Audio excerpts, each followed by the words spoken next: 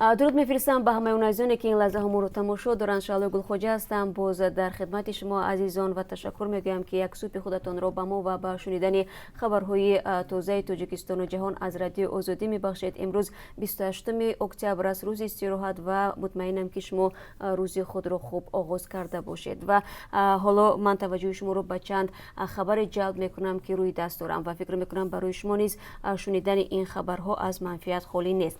4 نفر از لیدران و رهبران غیررسمی ولایت مختار کوهستان بدخشان، طالب ایامبکov، یادگار محمد اسلامov، منور شنبی و زوی رجبov با درخواست ملاقات با پرزیدنت تاجیکستان از خاروغ به دوشنبه آمدند. مقامات ولایت مختار کوهستان بدخشان گفتند که از تصمیم آنها خبر دارند، ولی تا به حال برایشان معلوم نیست که این ملاقات صورت گرفته است یا نه. در خدمات مطبوعاتی رئیس ولایت بدخشان روز 27 اکتبر به رادیو آزادی گفتند که لیدران غیررسمی میخواهند پیرامون وضع خاروغ و خبرهای به قبل آنها ناصحیح درباره زندگی و فعالیتشان به پرزیدنت به اصلاح درد دل کنند. یک منبع نزدیک به 4 لیدر غیررسمی بدخشان نیز روز 27 اکتبر در صحبت با رادیو آزادی گفت هدف آنها ملاقات باز و روبرو با رئیس جمهور درباره وضع کنونی خاروغ است.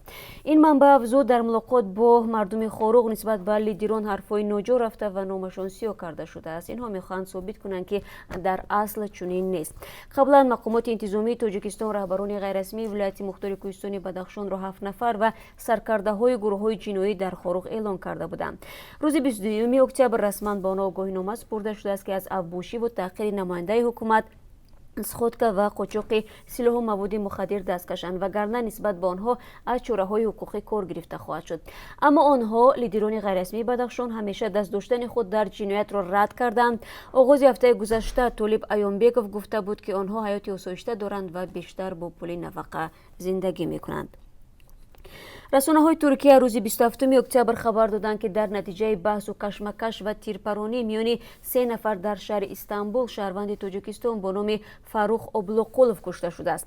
رسانه‌ها میگویند اوبلوقولوف با زخم‌های شدید به بیمارستان خسک انتقال یافت و طبیبان نتوانستند او را نجات بدهند. از نفری که به بدن فاروق اوبلوقولوف تیر زد نیز شهروند تاجیکستان نام برده می‌شود، ولی شخصیتش آشکار نشده است. مقامات تاجیکستان تا به حال درباره حادثه اظهار نظر نکردند، اما خبرگزاری صباح ترکیه روز شنبه نوشت که حادثه بعد از ظهر 26 اکتبر در کوچه مسیح پاشوی منطقه اقصرای استانبول رخ داده است.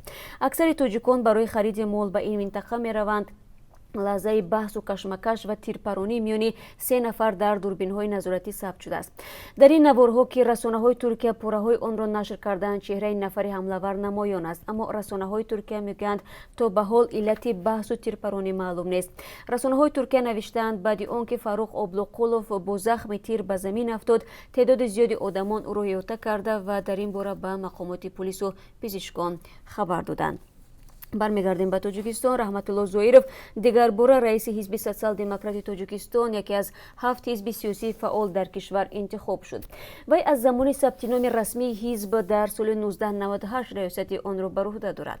مسئله انتخاب رئیس نوی حزب سوسیال دموکرات در انجمنی که بعد بیش از 2 سال به تاخیر افتادن روز 27 اکتبر در دوشنبه برگزار شد مطرح گردید.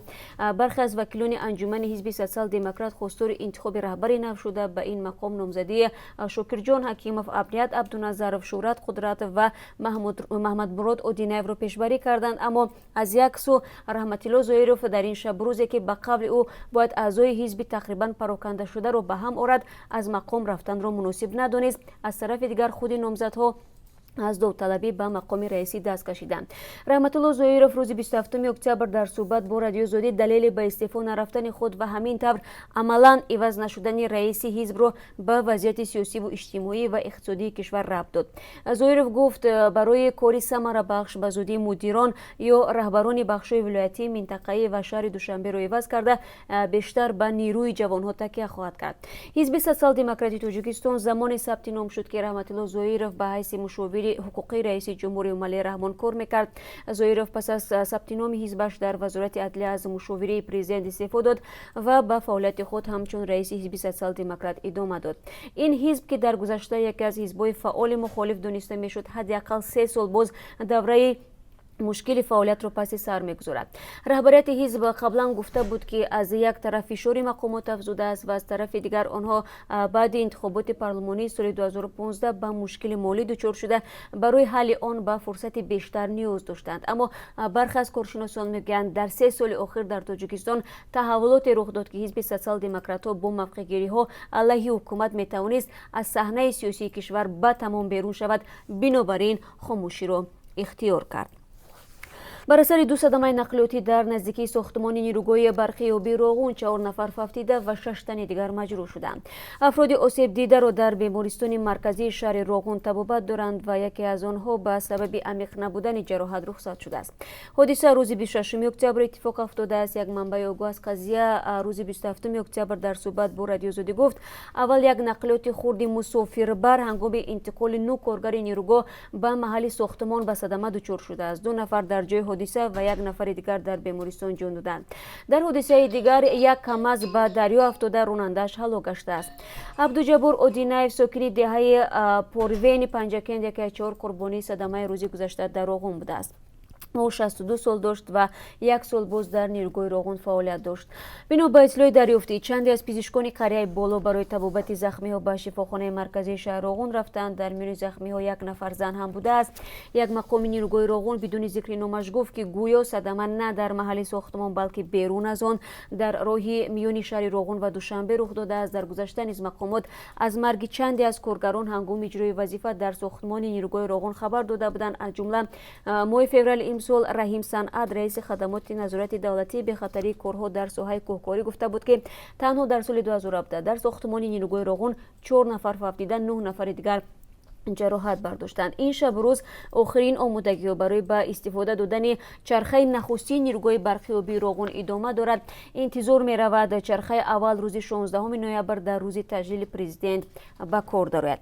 نگاه می اندازیم به شمال تاجیکستان. یک ساکن شهر خوجند برای برگزاری جشن زادروز با حضور 6 دوگانه‌اش در یکی از طرفخانه های مرکزی ولایت سوخت با پرداخت 5000 سومانی معادل بیش از $500 آمریکایی جریمه شده است.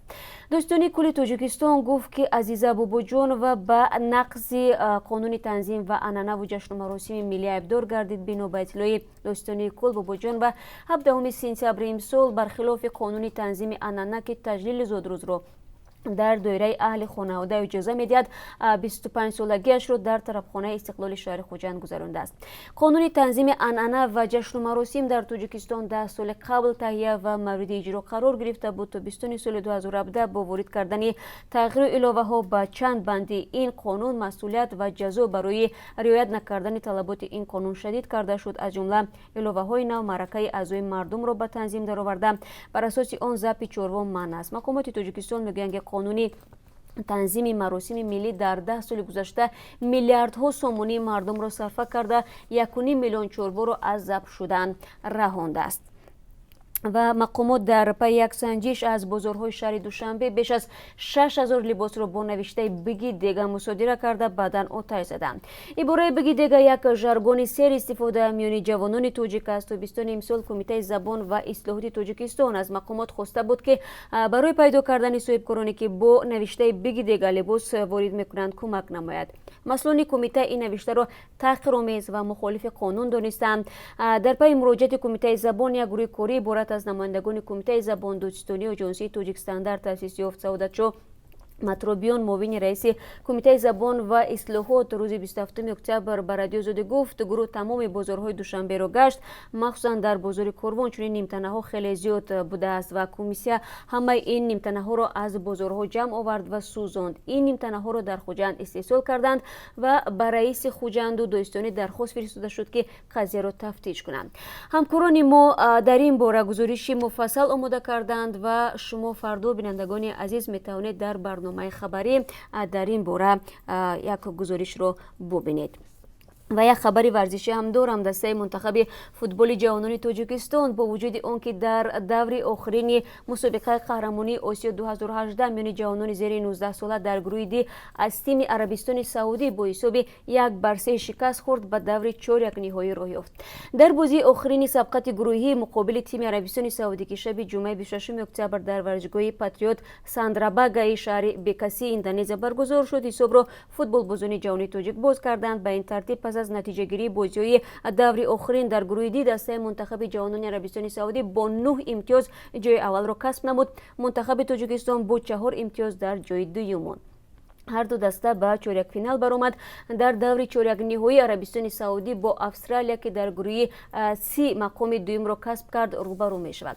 رقیب تاجیکستان در چهارک فینال تیم کره جنوبی غالب گروه سی می باشد. دسته چین که با 3 امتیاز در جای سوم و تیم مالزی که با 1 امتیاز در جای چهارم قرار گرفتند از حق شرکت در دور چهارک نهایی محروم شدند. همکنون در مسابقه قهرمانی فوتبال آسیا میان جوانان زیر 19 ساله که در اندونزیا تا 4 نوامبر ادامه میکند برای 4 خط به قهرمانی جهان 2019 8 دسته مبارزه میبرد. در دو بازی دیگر چهارک فینالی قطر با تایلند و ژاپن با اندونزیا رقابت میکنند. و بینندگان عزیز متوجه باشید به یک اعلان. شروع از امروز اروپا به ساعت زمستانه میگذرد، هرچند در پراگ ما ساعت تقدیم برنامه خبری و نوید بامدادی و سرخط خبری را تغییر ندادیم، اما با نظر داشت زیاد شدن فرق ساعت بین تاجیکستان و روسیه این برنامه ها را شما 1 ساعت دیرتر تماشا کرده میتونید، مثل که امروز حالا نوید را 1 ساعت دیرتر پیشنهادی شما کردیم. یعنی نوید بامدادی به وقت تاجیکستان ساعت 11 و به وقت روسیه ساعت 8 صبح پخش می شود. برنامه خبری رو باشد در تاجیکستان ساعت 4 بگو و در روسیه ساعت 3 نصف روزی مستقیما تماشا کرده میتوانید. همین گونه تقدیم سرخطا نیز در تاجیکستان ساعت 2 و در روسیه ساعت 12 قابل تماشا است. خب بینندگان عزیز تشکر میگویم که در این چند دقیقه با ما بودید. شعله گلخوجه بودم در خدمت شما عزیزان و امیدوارم که روز استراحتتان را خوب میگذرونید و فردا که شروع هفته نو است بازم توجهتان به ما خواهد بود تا اینکه از سوالات تاجیکستان و جهان آگاه باشید. خدا نگهدار هر یک شما.